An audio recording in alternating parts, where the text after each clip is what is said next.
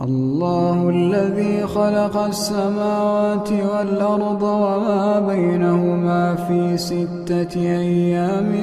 ثم استوى على العرش ما لكم من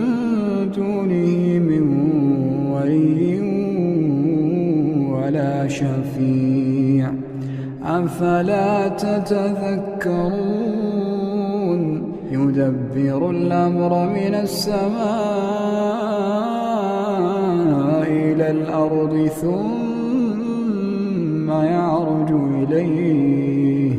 في يوم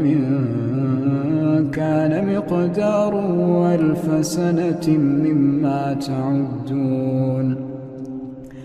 ذلك عالم الغيب والشهادة العزيز الرحيم